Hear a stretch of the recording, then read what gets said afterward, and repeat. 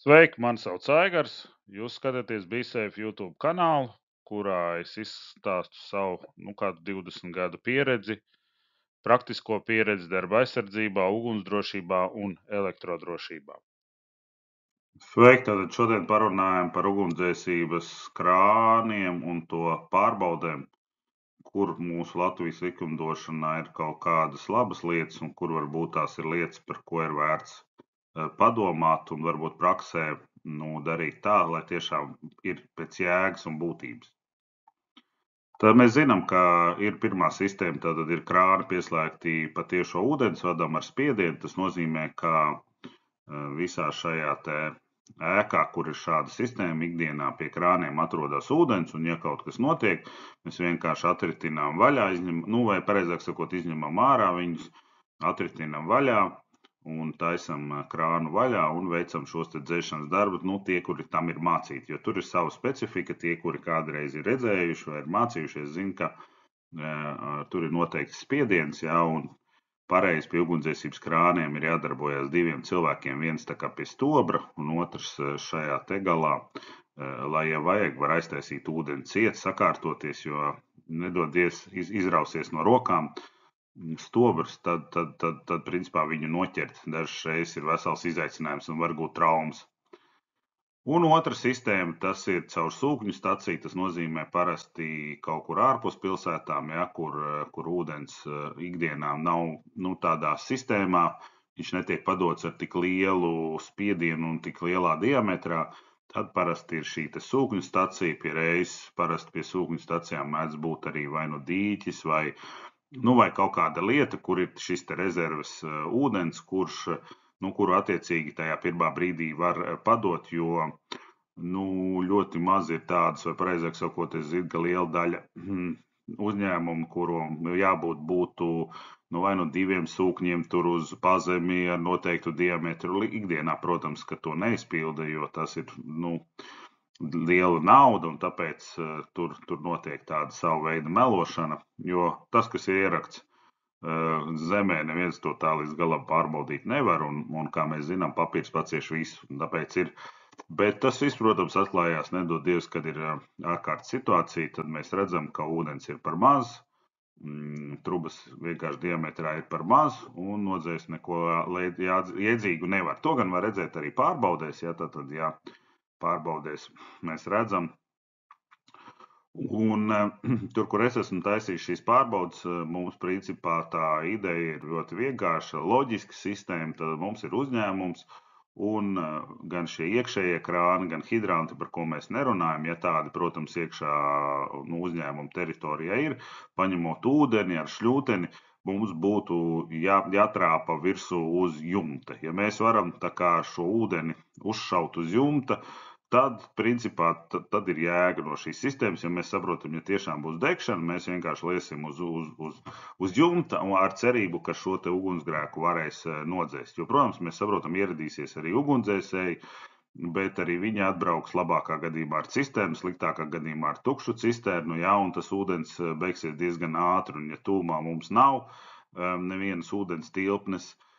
tad arī viņu dzēšanas darbi būs diezgan neefektīvi. Bet atgriežoties atpakaļ, tad ir 2 veidi sistēmas, tātad krāni pa tiešo pieslēgti ūdensvadam, parasti tas ir pilsētās, un caur sūkņiem,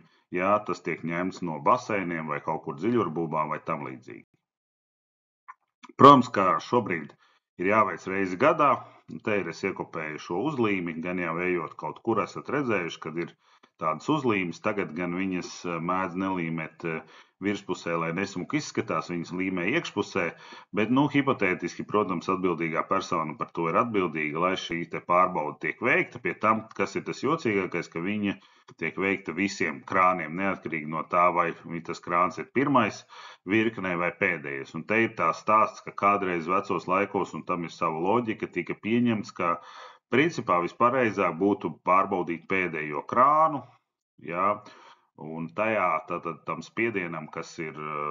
būvprojektā, tā mēs varētu teikt, ja būvprojektā, teiksim, ir, pieņemsim 5 atmosfēras spiedienu, tad, ja pēdējais krāns nodrošina 5 atmosfēras spiedienu, tad hipotētiski mēs zinām, ka visi iepriekšējie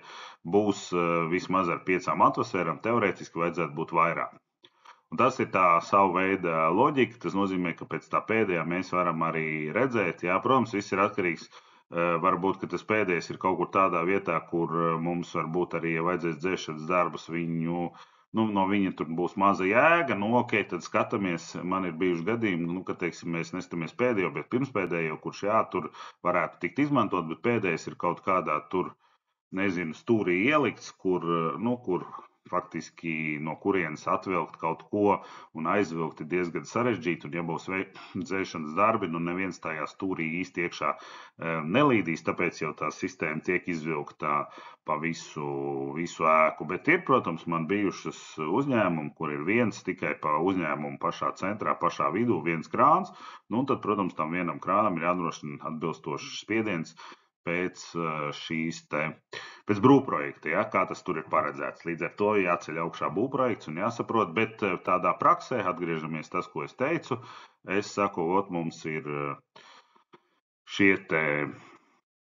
krāns, mēs paņemam ārā, tātad, parasti pēc noteikumiem ir 20 metri gara, un te ir tas nākamais stāsts, ja mums ir ražošanā pa vidu, un, teiksim, mēs izvalkam ārā, un tas krāns ir beidzies, tad mums būtu priekš savas drošības vajadzīgs vēl viens, teiksim, savienojums, vai tad ir citi risinājumi, ka mēs pērkam šos te pārvietojamos sūkņus, un mums ir baseins, tad ir jāskatās, jo principā svarīgākais jau ir gatavoties šai x stundai, kad mums būs slikti, nevis vienkārši pateikt, mums krāns pa vidu ir, 20 metri šī te šļūtene ir, jā, stobrs ir, bet vai no tās būs jēgas ārkārtas situācija? Neviens tā īsti pateikt nevar. Tāpēc ir šīs te mācības, un mācībām ir daudz lielāka jēga nekā visām šīm te pārbaudēm. Un kāda tad ir tā, veicam pārbaudas reizes gadā, un ja sistēma ir tā kā pieslēgta šim te ūdensvadam, un ja nekas tur gluži globāli nav mainījies, jā, tad tam spiedienam būtu jābūt tādam, kā ir. Un vispār jau to spiedienu, ja tas ir pieslēgts pilsētā, mēs jau viņu īsti nevaram ietekmēt. Jā. Tas nozīmē, ka pilsētā būs savs spiediens, un ja viņi tur viņu maina tā, jā, protams, mūsdienās ir iespējas, teiksim, likt pa vidu un palielināt spiedienu un tam līdzīgi, bet tad tur ir vajadzīgi jau citi risinājumi, tā kā papildus tvertne, kurā ir ūdens, lai to ūdens daudzumu, ko mēs nepaņemam no šīs te sistēmas, mēs varam paņemt kaut kur blakus, jā. Un atgriežamies, protams, par to, ka, ja pirmā ir spiediens, tas vienmēr nenozīmēs, ka pēdējā, ja, jo tā sistēma, kad tiek būvēta, tur viņa arī tā numurējās, tātad parasti pareizi būtu, ka pirmais krāns, kas ir pirmais cilpā, apzīmējās ar viennieku, un tad tālāk iet. Ja attiecīgi būs pēdējais, būs 10, tad mēs it kā varētu domāt, ka 10 ir pēdējais, un ja šajā krānā pēc būvprojekta ir spiediens tik, cik paredzēts, tad mēs varam domāt, ka arī visos iepriekšējos tāds spiediens būs. Otra problēma ir, ka par gatavību, ja, un šobrīd, protams, tas tiek novērsts, ja, bet mums ir jābūt gatavam, kad viss tas, kas ir iebūvēts iekšā šajā te kastē, viss ir darba kārtībā saskrūvēts tā, kad atliek tikai izvilkt ārā un palaist ūdeni. Un tam gan ir būtiska nozīme, jo mūsdienās ir dažādas sistēmas un dažādas valstis, kas tirgo, un nevienmēr viena ar otru sistēmu darbojās kopā, un tas gan šajā brīdī Latvijas likumdošanā ir izmainīts, ja pirms 16. gada tā bija problēma, tad šobrīd ir jābūt nokomplektētam šim te, bet atgriežamies apakaļ to, ko es teicu, ka varbūt, ka mums tur blakus ir jāliek vēl papildu šļūteni vai pat 2 šļūtenes, jā, lai mēs tiešām tiktu ārā, ja mums vajag, vai mēs saprotam, kur ir tā vieta, jo mums ir jāsaprot, kur ražošanā varētu degt, un tajā vietā tad mums ir jāveic dzēšana ar ūdeni, jā, tad pēc būtības vieta nosaka šļūtenes garumu, nevis MK noteikumi, kuri pasaka, minimāli 20 metri, bet mēs zinām, ka ir tādas kvadrātainākas ražošanas un ir tādas garākas, un atkarībā no tā tur varētu būt nianses. Tāpat skatāmies stobriem, tātad stobri ir viņiem parasti tādiem labākiem stobriem ir 2, vai pat vairāk, ja mēs rēķinām, kad ir tādi tā kā savu veidu skrūvējumi, ir tam līdzīgi tā kā mums ka mēs laistam dārzu, ja tur var panākt dažādus tos režīmus, bet ir tādi stobri, kuriem ir divi tādi tātad strauji, tāds strūkla viņi saucās, un lietutiņš, ja, tad tā kā mēs lejam, un atbilstoši tam, tāpēc māca šos cilvēkus, ka mēs mācam praksē, tad skatāmies, kā mums vajag, ja, jo lietutiņa galvenā ideja ir mitrināt, ja, atkal ar šļūtenēm ir jāskatās, jo ir bijuši gadījumi līdzīgi kā ar ugunsdzēsības aparātiem, ja tu atrodies pārāk tuvi, to ar to spiedienu, to uguni nevis dzēs, bet aizspied tālāk, teiksim, tu vari kaut kādus degošus materiālus pašaut apakšā, tur, teiksim, noliktavā zem paletēm vai zem ražošanas iekārtām, un tālāk jau nodzēšana būs daudz sarežģītāk. Tāpēc ir šīs te praktiskās mācības, es kaut kur esmu taisījis par iespējamiem scenārijiem. Šis ir viens no tādām, ja mums tiešām uzņēmumā ir šie krāni, ar viņiem ir jāmācās darboties, un turpat ir vairāki, teiksim, scenāriji, kā mēs varētu darboties. Tad viena lieta, kā es teicu, saprast, cik mums vajag, lai ražošanā iekšpusē. Tātad, attiecīgi, mēs saprotam, cik mums ir vajadzīgs garš šļūtenis. Nākamais stāsts ir, ka mēs ejam un saprotam, cik mums vajag garu šļūteni, lai mēs, teiksim, varētu no ārpuses noliet, teiksim, jumtu, jā, vai arī ārpusē mums ir kaut kādas tur krautnes vai kaut kas tam līdzīgs, kas varētu degt, jā, pieņemsim, tas arī varētu, un tad ir jautājums, kur mēs šīs papildus šļūtenes liekam, kā veidojam savienojumus. Un tāpatās par to, kad mēs lietojam lietutiņu, kad strūklu tādu, viņi ir diezgan lieli, ar lielu spiedienu, tā kā tur ir nianses. Un vēl ir viena lieta, kad ir jāsaprot, ka šīs šļūtenes, protams, mēs veicam mācību, parasti mācībās mēs izmantojam vienas un tās pašas šļūtenes, jo pirmkārt problēmas ir ar viņu žāvēšanu, ja ir labas draudzīgas attiecības ar ugunsdzēsējiem, tad parasti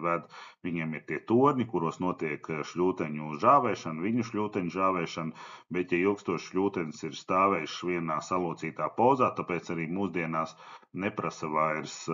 pārtīt, jo principā viņas salūst un, būšu godīgs, šļūtenis faktiski ir vienreizējs pasākums, tāpēc iemācāmies, izdarām secinājumus, cik mums ko garu vajag, izdomājam, kur mēs liekam, kā nodrošināsim savienojumu, un tad. Un izstāstīšu vēl tādu no praktiskās dzīves. Man bijis ir gadījums, kad vienā ķīmiskā ražošanā Latvijā mēs taisījām mācības, mēs gan netaisījām ar iekšējiem krāniem, bet tā problēma varētu būt arī tur. Svarīga, ja it sevišķi, vēl ir iesaistīti kaut kādi sūkņi, bet tur bija runa par hidrantiem, un cilvēki atbrauca, ugunsdzēsēji, piedošana šajā gadījumā atbrauca, un konstatēja, ka pieslēgties pie hidrantiem viņi nevar. Paldies Dievam, ka tās bija mācības, tika izdarīti secinājumi, tika sagatavotas tādas pārējas, uzņēmums bija tik gudrs un saprata, ka tas ir viņu atbildība, tātad pie uzņēmuma tika sagatavotas šīs pārējas ar domu, ja tiešām būs liels ugunsgrēks, atbrauks ugunsdzēsēji. Viņiem pašiem tādas īsti pārējas, tā brīdī nav, un viņi tur neredzēja, jo tad tur diezgan katrā uzņēmumā sava, tāpēc viņi liek sagatavot tev, viņi paņem šo pārēju, attiecīgi pieslēdzās, vai tā pārēja jau ir uz hidranta, tur ir jāskatās atbilstoši kā kurā gadījumā, ja, un, protams, tajā brīdī ugunsdzēsēji pieslēdzās un veic šo dzēšanas darbus, ja mēs netaisam šādas praktiskās mācības, mēs to, protams, uzzināt nevaram. Protams, par mācībām mēs izrunājam, tātad praktiskām mācībām ir nozīme, ja, lai mēs visu šo te redzētu, un tur ir vairāk scenāriji, un atceramies, ka mēs taisam mācības, tur ir vairāki cilvēki, vismaz divi, viens strādā pie stobra, otrs pie šī gala, kur ir aizvere, ja, jo, ja izrauj no rokām, kā es teicu, vēl kaut kādas lietas vajag pēkšņi aizvilkt blakus, jā, tad mēs taisam cietūdeni, jo viņš ir ar diezgan lielu spiedienu un nebūtu forši, ka, teiksim, cilvēks ar spiedienu, sevišķi, ja tās ir mazas tāpas, līstu pa viņām, jo tad pirmkārt viņš pats būs labs, otrkārt, tur ir tik nepatīkam tas būs, ka visdrīzāk, kad ir tiks izrauts stobrs ārā no rokām un labākā gadījumā viņš, lidos pa zemi un varbūt apsitīs kājas, sliktākā gadījumā, jo spiediens ir liels un viņš faktiski lido. Kādreiz esat redzējuši tie, kuri lido ar ūdens spiedienu pa augšā, ir tādas speciālas uzpariktas, kur divi ūdens, tā kā nav pie kājām pielikts, ja, tas principā līdzīga situācija tur arī veidojās, ja. Un, protams, pārbaudām praktiskā, vai tur tās šļūtenes strādā, ja mēs esam, paskatāmies, cik viņas ir darba kārtībā, jo mums vienmēr ir jāsaprot, ka pēc mācībām visdrīzāk, ka mums būs arī jāžāvē šīs šļūtenes un iespējams kaut kādas šļūtenes būs arī jāmet ārā. Bet šobrīd ir dažādi materiāli, ir tā saucamie vecie materiāli, kas ir tā kā no tāda sintētiska vai varbūt pat nesintētiska auduma. Tagad ir arī no plasmasa, jā. Bet, protams, ja mēs viņus neizžāvējam pareizi, tad viņas sapelēs un sapūs, un tad arī nekāda dziļa jēga nav. Tā kā es saprotu, ka šobrīd pats unikālākais materiāls tāds, kas derētu vislabāk, nebojātos, ilgi turētu, īsti nav pieejams. Nu, un, protams, tad, kad mēs dzēšam, ja šis ir tas cilvēks, kas ir pie stobra, šajā gadījumā tā ir strūkla, to mēs redzam, bet kādā brīdī iespējams prezentācijā uzliksim arī lietutiņu, lai mēs redzam, kāda ir šī atšķirība. Šeit var, protams, viņu mācīšanās, un cilvēki te mācās uz speciāliem torņiem, kāp un pārbauda un tam līdzīgi. Ja ir nepieciešama palīdzība, šeit ir iespēja ar mani sazināties e-pastā, un lai mums forša dzīve drošā darbā.